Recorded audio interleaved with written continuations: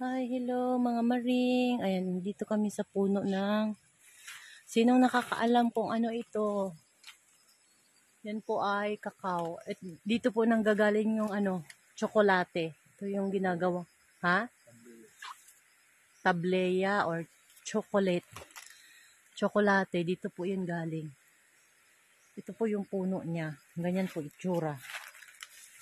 Yan sa baba, meron pa din. Yan ang itsura ng puno ng kakao o chocolate, ginagawang tableya. Bye! Salamat! Thank you for watching. Bye! Ayan ang puno.